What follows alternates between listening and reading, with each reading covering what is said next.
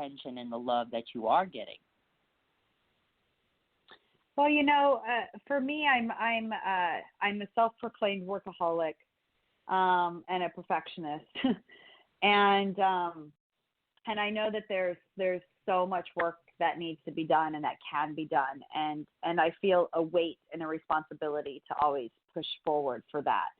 And I think that as I can hopefully continue to change the conversations, but getting these opportunities and using them for others, right? Using them for great organizations and nonprofits, like For the Breast of Us, and helping to help give them a voice and raise them up, so women can find them that need their level of support. There's communities out there after surgeries, women that lose their implants because their bodies, are having reactions to the implants, and the surgeries aren't going well, and they now are left breastless and, living with flat bodies. There's the women that are choosing to live with flat bodies or with just one boob. And I think what's really important is that, every design I design, I think about all of these different body types. And, recently it dawned on me the other day that, like, at AnaOno, we're totally boob inclusive, right? Like, I don't really care if you have two breasts or one breast or no breasts at all, because I know that your breasts don't define you. Like, your heart defines you. And if you want to feel comfortable and you want to feel beautiful and you want to feel sexy, like, God damn it, you should have a right to do so. And I truly believe in that. And running a business is tough. There are many sleepless nights because of the stress of running a business or the pressure of running a business. That this is not easy. It's actually probably one of the toughest things I've ever done in my entire life. But I know I'm here for a reason, and I feel like my reason and my purpose is this. And that's why I just keep, pushing through all the challenge and all the difficulties and the pressure in order to try to make the world, a better place in the ways that I can.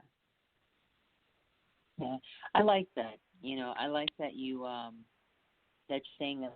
So, Dana, for any person listening tonight, if you had one piece of advice to give them, or, what advice would you give those that maybe they live in Idaho or Wichita, Kansas, or somewhere where they're not so, close to a major metropolitan city?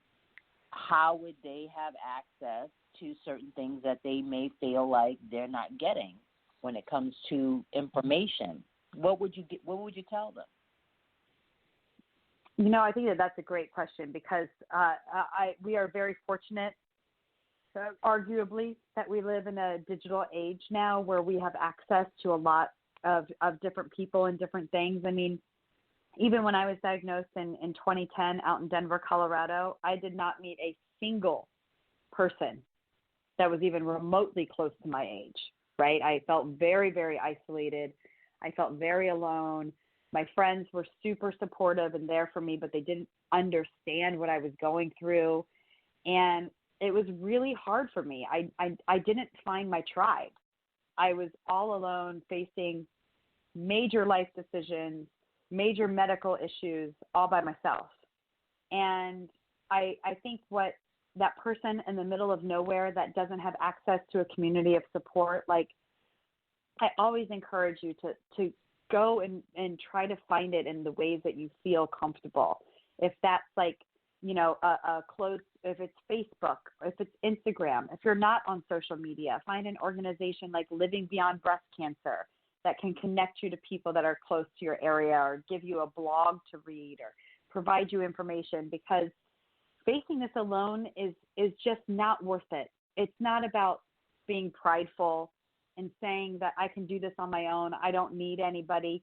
That is wrong. You need everybody, and you need the love, and you need the support, and you need the encouragement to beat this, because doing something like this on your own it's just too tough. And it's okay to say that. It's okay to say, I need your help right now because I'm not in a good place.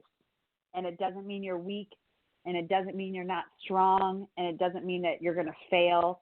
It just means that you need something more, like in this moment. And I was too proud. I was too proud to ask for the help, right? I was too proud. I thought I was young. I thought I could do it. I thought I was strong. And once I met my tribe, I realized how much I had been suffering, all out of spite and all out of pride, because I felt like that was going to be a sign of weakness if I broke down and said I needed help. And I think that that's like the biggest lesson that I learned personally that I love to share with others, is that I think we as women, for most part, you know, the women that are diagnosed, it's really hard for us to ask for people's help when we're dealing with shit in our lives. Like, it's really hard. Yeah. And I don't know why. I don't know why we're raised this way.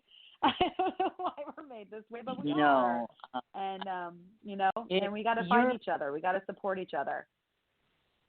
No, I agree, because I actually understand what you're saying, because when I got the diagnosis, I have to admit my first feeling was embarrassed. Like, I felt embarrassed. I felt like what did I do wrong? Yeah. Right. And then also I think I did not want to tell anyone at first.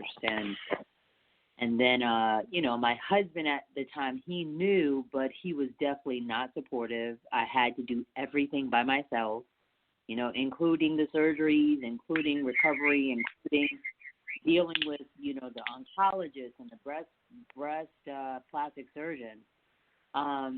So it can be an empowering journey if you allow yourself to embrace what you have and fight the good fight. But support is definitely needed. And so I agree with you. With the beauty of technology and social media, this is how I've been getting my support. Like, I more so get a lot of support through ladies like yourselves, other women that I've come across on my Instagram page that are reaching out to me, you know, sending me DMs. We exchange numbers. They call or check on me. And that's something I need, because honestly, I'm not getting it from a lot of family members, so, which is disheartening, but you get it where you get it, and that's God's blessing. Right. You know what I mean? So, and let's wrap this up. Cancer affects everybody differently. It affects the people around you differently. You know, I mean, you kind of brought up a great point. Like, you know, not everybody has a supportive family or a supportive lover. Yep. Or somebody close to them. Like, that's the reality. And cancer affects everybody differently. And you don't know who's going to run away, and you don't know who's going to show up. But you definitely will know who your friends are when you get hit with stuff like this. This is the test to say, is that husband, is that boyfriend, is that girlfriend, is those friends, are they sticking around? Because honestly, I have a really clean house in my phone, on social media, due to this. Trust me, I really know who's in my corner. Can you relate to that yourself? Oh, man, I tell everybody cancer was probably the biggest cleanser of my lifetime. You know, it helped me very consciously weed out the bad and weed out the people or the things in my life that were toxic. And I don't know if you really realize what's toxic until you kind of have to look at things like that and decide, you know, make decisions for yourself and really say, like, now it's my time. This is me time right now. And and you're not good for me. And I'm recognizing that. You know, it's hard. It's hard because, like, you don't expect to have to go through those things when you're facing a cancer diagnosis. Like, that's the last thing that you think you're going to have to go through. Honey, you know what, Dan? I have to totally, 100%. I know where you're coming from, because I myself, in the very beginning, when I was dealing with certain members of whether they be family or you know, if it was a friend or an associate, I call them, because some people don't get the title friend. But anyway, it was, in the beginning, it was like, my brain was like, okay, is that person still coming at me in that way, and why? And at first it was like me feeling guilty, and then secondly, once my treatment started getting super serious, and then when the date kept approaching for mastectomy time, I had so much on my plate with my own personal issues that I just quickly started blocking, deleting, blocking, eliminating certain people that just were no good to me. You know, so I know what toxicity feels like. I've experienced it for so many years in family that it just was so normalized that you condone people's bad behavior to the point where you're like, you making excuses for them, and that is not fair. It's not fair. It's not right. So for all those listening tonight, you must do one thing, and that is self-preservation. When you are catching hell in your life and you are fighting a deadly disease, you deserve to be selfish. You deserve to have that bubble bath self, or me time, tea time, wine time, cry time. You know, if you don't get out of the bed all day, that's your business, you know. Right. It is very necessary, ladies and gents, to take care of your mental health while you are going through this situation. Dana, would you like to say something about that as far as mental health and breast cancer? I mean, I can prescribe to just about all those things you just said, so check me off for one of each of those, please. But it's right. Like, you got to take care of your head, and I didn't, you know, I wasn't in the place where I took care of my head.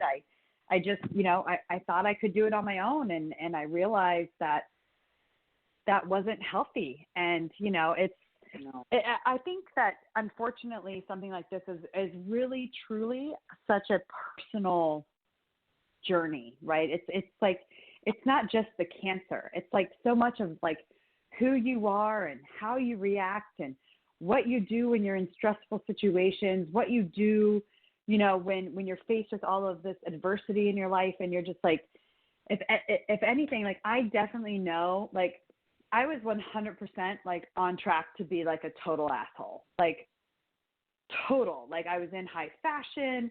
I was running and doing the hustle and bustle of New York City. I didn't have time for anybody's shit. Like, I was just like, all I saw was my own success, and all I wanted was my own success. And I was just running so hard at that goal.